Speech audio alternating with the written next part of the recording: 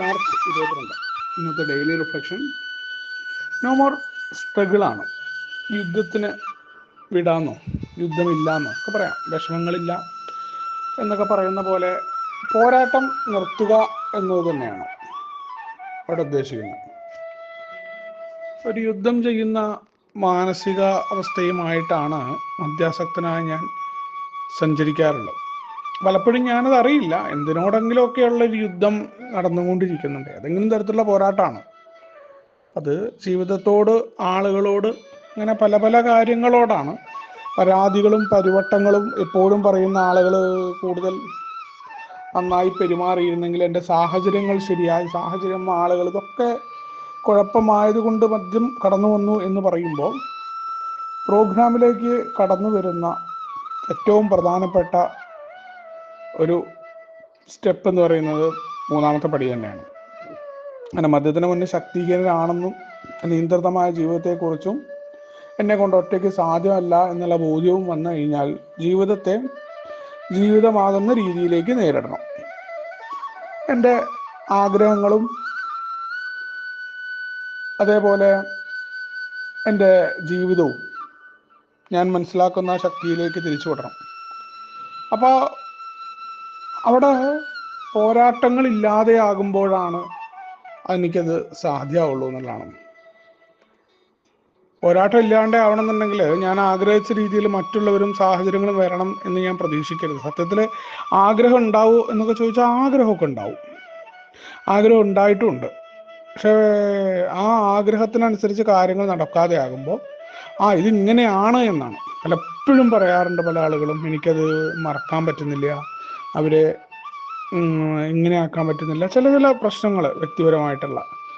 ഞാനൊക്കെ അത് പരിശീലിച്ചത് മറ്റ് അംഗങ്ങളുമായിട്ട് സംസാരിക്കുമ്പോൾ അവർ പറയുന്ന കാര്യങ്ങളുണ്ട്.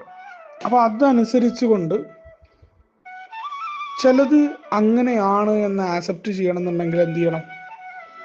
ആദ്യം എനിക്കിത് ആക്സെപ്റ്റ് ചെയ്യാൻ പറ്റുന്നില്ല എന്ന് എൻ്റെ ഉള്ളിൽ ഞാൻ സമ്മതിക്കണം. ഞാൻ ദുർബലനാണ്. അപ്പം എനിക്ക് മറ്റൊരാൾ പറയുന്നത് കേൾക്കാൻ പറ്റും. എന്നെക്കാളൊരു വലിയ ശക്തി എന്ന ആശയത്തിലേക്ക് കടന്നു വന്നുകൊണ്ട് എനിക്ക് പറ്റാതിരിക്കുന്നത് നമ്മുടെ കൂട്ടത്തിൻ്റെ ഒപ്പം നടന്നാൽ പറ്റും. എനിക്ക് മറക്കാൻ പറ്റാത്ത പലതുണ്ട്. അതിനെ മറക്കാനായിട്ട് എനിക്ക് സാധ്യമാണ്. അതിന് ഇന്നത്തെ ഒരു ദിവസത്തെ പരിപാടികളിലേക്ക് എനിക്ക് ശ്രദ്ധ കേന്ദ്രീകരിക്കാൻ പറ്റും. മേയുടെ മീറ്റിങ്ങിൽ ശ്രദ്ധിക്കാൻ പറ്റും, മറ്റാൾക്കാരെ വിളിക്കാം.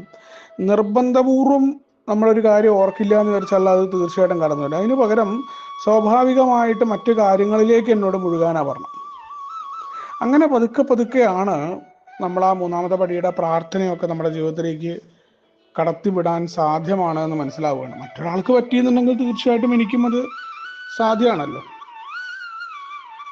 അവിടെ പോരാട്ടങ്ങളൊന്നുമില്ല. നമ്മൾക്ക് പലപ്പോഴും എന്തിനോടെങ്കിലുമൊക്കെ പോരാടിക്കൊണ്ടിരിക്കുകയാണ് ജീവിതത്തിലെ കാര്യങ്ങളോടും. ആളുകൾ മറ്റാളുകളുടെ പെരുമാറ്റത്തെ ആശ്രയിച്ചാണ് നമ്മൾ നിൽക്കുന്നതെന്നുണ്ടെങ്കിൽ നമുക്ക് സന്തോഷം ഉണ്ടാവും. നമ്മൾ ഇതിനായിരുന്നില്ല ഇത്രയും കാലം ആഗ്രഹിച്ചതും മദ്യപിച്ചതും എല്ലാം അതിനുണ്ടായിരുന്നില്ലേ? കൃത്യമായിട്ടുള്ളൊരു പരിശോധനയിൽ എൻ്റെ ഉത്തരം അതായിരുന്നു. കാരണം മറ്റുള്ളവരുടെ പെരുമാറ്റം വല്ലാത്ത രീതിയിൽ എന്നെ ബാധിക്കുന്നുണ്ട്. പലരും അവരെന്തിനാ അങ്ങനെ പറഞ്ഞ് അവരങ്ങനെ പറയാൻ അവർക്ക് സ്വാതന്ത്ര്യം ഉണ്ടെന്ന്. നമ്മൾ കരുതുന്ന പോലെ മറ്റൊരാൾ നമ്മളെക്കുറിച്ച് കരുതണമെന്നില്ല. അവരെന്നെ കുറിച്ച് കുറ്റം പറയുന്നു. അപ്പോൾ നമ്മൾ എത്രയോ പേരെക്കുറിച്ച് നമ്മൾ കുറ്റം പറയുന്നുണ്ട്. നമ്മൾ കുറ്റം പറയുന്ന ആളുകൾ വിചാരിച്ചിട്ടുണ്ടാവും അയാളെങ്ങനെ പറയേണ്ട ആവശ്യമില്ല. അത് വേറുള്ളവർ കേൾക്കുമ്പോൾ ഈ സംഭവം ഉണ്ടായിട്ടുണ്ട്. ഇപ്പം നമുക്കിത് പറയാം, പക്ഷെ മറ്റുള്ളവർ നമ്മളെക്കുറിച്ച് പറയുമ്പോൾ നമുക്ക് വിഷമം. അപ്പം ആരും നമ്മളെ കുറ്റപ്പെടുത്തരുത്. എപ്പോഴും ഒരു പാമ്പർ ഇതൊരു കുട്ടിയെപ്പോലെ ഇങ്ങനെ നിൽക്കുന്നൊരു സ്വഭാവം. അതാണ് കൃത്യമായിട്ട് മൂന്നാമത്തെ പടിയുടെ സെൽഫ് സെൻറ്റേർഡായ ഈ പ്രപഞ്ചത്തിൻ്റെ കേന്ദ്രം ഞാനാണ്, എന്നെ ചുറ്റിയിട്ടാണ് എന്നുള്ളത് കൊണ്ടാണ് ഈ പോരാട്ടം വരുന്നത്. അപ്പം ഒന്ന് എളിമയിലേക്ക് കടന്നു വന്നാൽ മതി. ഞാൻ വിചാരിച്ചുകൊണ്ട് എനിക്ക് എത്ര ചെയ്യാൻ പറ്റുമോ അത് ചെയ്യാൻ പറ്റൂ.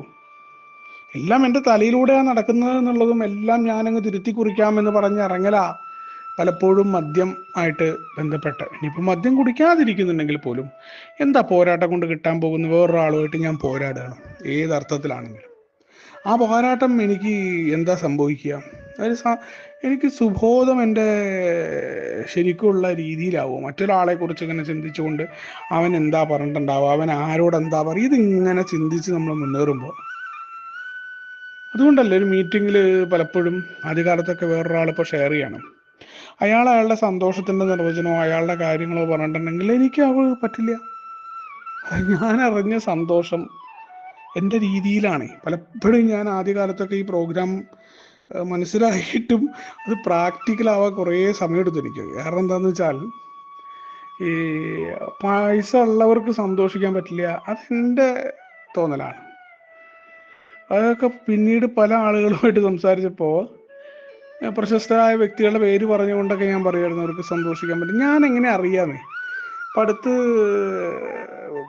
ആൽക്കഹോളിക്സ് അനോണമസിൻ്റെ പുറത്തുള്ള ഒരു സുഹൃത്തുമായിട്ട് അദ്ദേഹത്തിൻ്റെ ജീവിതത്തിൻ്റെ സന്തോഷത്തെക്കുറിച്ച്, അദ്ദേഹം ഒരു ബിസിനസ്സുകാരാണ്, അവരെ സംബന്ധിച്ചിടത്തോളം അവരുടെ വിജയവും അവർക്ക് സന്തോഷമുണ്ട്, സമാധാനം. നമ്മൾ വിചാരിക്കുന്നത് നമ്മളുടെ സ്റ്റേറ്റ് വെച്ച് വേറുള്ളവരെ വിലയിരുത്തുമ്പോഴാണ്, നമുക്കറിയാത്തതുകൊണ്ടാണ്. സത്യസന്ധമായിട്ട് ഞാൻ അദ്ദേഹത്തോട് ചോദിച്ചു, നിങ്ങൾക്ക് ഏതൊക്കെ സമയങ്ങളിലാണ് ആ ഒരു കാര്യത്തിന് വേണ്ടിയിട്ടാണ്, പഠനത്തിന് വേണ്ടിയിട്ടാന്ന് പറഞ്ഞപ്പോൾ അയാൾ സത്യം പറഞ്ഞു. അപ്പോൾ അത് നമ്മൾ അവർക്ക് സന്തോഷിക്കാൻ പറ്റുന്നില്ല, അവർക്ക് സന്തോഷം കിട്ടില്ല എന്ന് പറയാറുണ്ട്. എങ്ങനെയാ അത് പറയാൻ പറ്റുക? ആരുടെയും എനിക്ക് പറയാൻ പറ്റില്ല. അപ്പോൾ കുടിച്ചുകൊണ്ടിരിക്കുന്ന ആൾക്ക് സന്തോഷമില്ല എന്നോ, അയാൾക്ക് ഒരിക്കലും കിട്ടുന്നില്ല എന്നോ, ഏതിൽ വരാത്ത ആളെ കുറിച്ചിട്ടുള്ള വിലയിരുത്തൽ നടത്താനോ ഇതൊന്നും എനിക്ക് സാധ്യമല്ല എന്നുള്ള. എനിക്ക് എൻ്റെ കാര്യമേ പറയാൻ പറ്റൂ. എനിക്ക് ഈ സന്തോഷം കിട്ടുന്നുണ്ട്, നിങ്ങൾക്ക് വേണമെങ്കിൽ വരാം. നിങ്ങൾക്ക് കിട്ടുമോ? നിങ്ങൾ പ്രവർത്തിച്ചാൽ കിട്ടുന്നതാണ് എൻ്റെ അനുഭവം. എനിക്ക് കിട്ടിയിട്ടുണ്ട്, അതെനിക്ക് പറയാൻ പറ്റൂ. അല്ലാതെ വേറുള്ളവർക്ക് കിട്ടിയിട്ടില്ല, പുറത്തെ ആൾക്കാർക്ക് കിട്ടുന്നില്ല, ഒരു കാര്യത്തിലും അത്തരം വിധി പ്രസ്താവനകൾ ജഡ്ജി ആവേണ്ട കാര്യമില്ല എന്നാണ് പ്രോഗ്രാം പറഞ്ഞത്. എല്ലാം ഈ ഒരു സ്വഭാവം ഉണ്ടല്ലോ, മറ്റുള്ള വിലയിരുത്തലുകൾ അത് നിർത്തുക. അൾട്ടിമേറ്റ്ലി സ്റ്റേറ്റ്മെൻറ്റുകൾ വെക്കുക, ഇങ്ങനെയാണ് അങ്ങനെയാണ് ഇങ്ങനെ, ഇതൊന്നുമില്ല, അതെനിക്കറിയില്ല. കാരണം അതും ഒരു പോരാട്ടമാണ്. എൻ്റെ സന്തോഷത്തിൻ്റെ നിർവചനം അതുപോലും മൂന്നാമത്തെ പടിയിൽ ഞാൻ മാറ്റിവെക്കണം എന്നുള്ളതാണ്. അപ്പോൾ പിന്നെ ആ വിലയിരുത്തില്ല, അവർക്ക് സന്തോഷം ഉണ്ടോ സന്തോഷം ഇല്ലേ എന്നുള്ളത് എൻ്റെ വിഷയമാണോ? എത്രയോ പണക്കാരായിട്ടുള്ള ആൾക്കാരോ പണമില്ലാത്ത ആൾക്കാരോ സന്തോഷിക്കുന്നതെന്നൊക്കെ ഞാൻ പറയുമായിരുന്നു. പണം ഇല്ലാത്തവർ, എനിക്ക് പലപ്പോഴും പണം ഉണ്ടാക്കാത്തതിൻ്റെ കുഴപ്പങ്ങൾ വെച്ചിട്ടോ അല്ലെങ്കിൽ എൻ്റെ ചില തെറ്റുകൾ, എൻ്റെ കുറേ കാര്യങ്ങളുണ്ട്, അതിൻ്റെ ന്യായീകരണമാണ് ഇവിടെ. അല്ലെങ്കിൽ ഞാനാണ് ഇതിൻ്റെ മാതൃക എൻ്റെ ഉള്ളിൽ ഞാൻ ചെയ്ത് ശരിയെന്നുള്ളതുകൊണ്ടാണ് ഇങ്ങനെയാണ് സന്തോഷം കിട്ടതാണ്ടോ. ഞാൻ ഇപ്പോൾ വീട്ടിൽ എൻ്റെ ഭാര്യയായിട്ട് അങ്ങോട്ട് പോയി ഇങ്ങോട്ട് പോയി, അതെനിക്ക് സന്തോഷം.